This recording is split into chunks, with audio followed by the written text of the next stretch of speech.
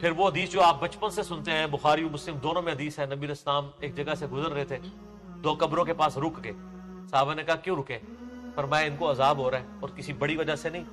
ایک بندہ پیشاب کے چھینٹوں سے نہیں بچتا تھا، اور مسلم شریف کے ایک طریقے اندر آتا ہے کہ وہ پیشاب پردے میں نہیں کرتا تھا، اور دوسرا چغلی کھایا کرتا تھا.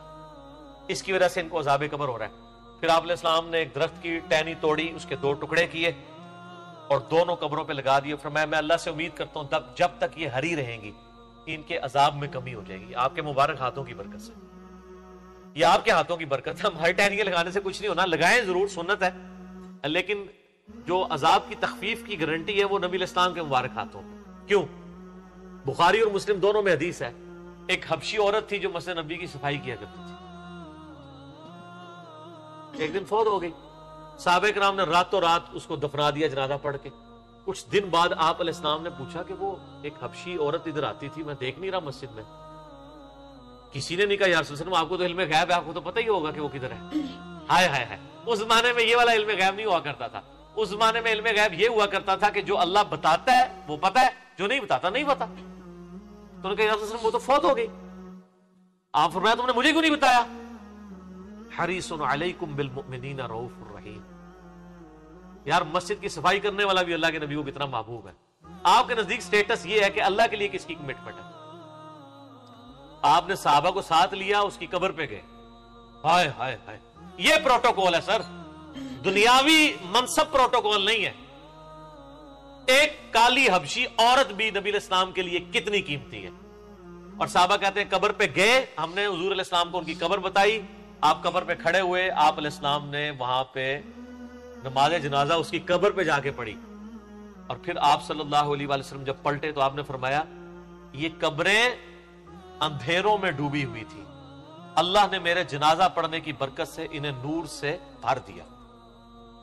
سبحان اللہ تو ایک پہلو ہے، ایک استغفر اللہ بھی ہے. کیا کسی کافر کی قبر نور سے بھر سکتی ہے؟ تو قبریں کس کی تھی؟ صحابہ کی، بریلوی دیوبندی اہل حدیث شیعہ کی تو نہیں تھی.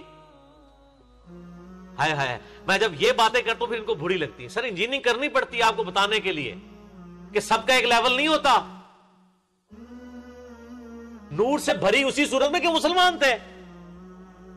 آپ علیہ السلام کی دعا کی برکت سے، آپ کے جنازہ پڑھنے کی برکت سے، اس لیے تو صحیح مسلم شریف میں آتا ہے ایک صحابی کہتے ہیں میں نے جنازے کی دعائیں نبی علیہ السلام کے پیچھے کھڑے ہو کے یاد کی ہیں، اور کہتے ہیں جب میں نے دعائیں سنی تو میں نے خواہش کی کہ کاش میری میت یہاں پڑی ہوتی اور یہ دعائیں حضور میرے اوپر پڑھ رہے ہوتے.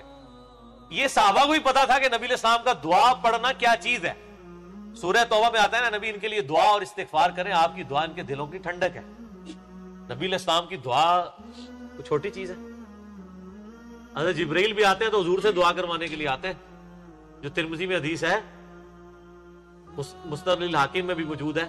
نبی علیہ السلام نے پہلی سیڑھی پہ قدم رکھا، ہاں آمین، دوسری پہ رکھا آمین، تیسری پہ آمین. وہ جبرائیل نے کہا یا رسول اللہ آپ آمین کہیں کہ برباد ہو جائے وہ شخص جس کے سامنے آپ کا ذکر ہو اور آپ پر درود نہ پڑے. اللہم صلی علی محمد وعلی آل محمد. آپ نے فرمایا آمین.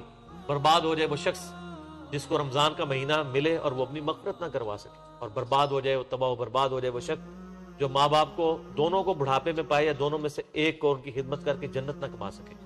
آپ علیہ السلام نے فرمایا آمین. تو سر یہ بہت کریٹیکل ایشو ہے. نبی صلی اللہ علیہ وآلہ وسلم نے کشف القبور کا عقیدہ امت کو سمجھا دیا کہ کشف القبور کیا ہے. یہ سب کی سب کہانیاں ان کی چل رہی ہیں، جھوٹ بول رہے ہیں، کاؤنٹر ویریفائی کوئی نہیں ہے، اس لیے یہ سب کا سب وہ پی کے چل رہا ہے.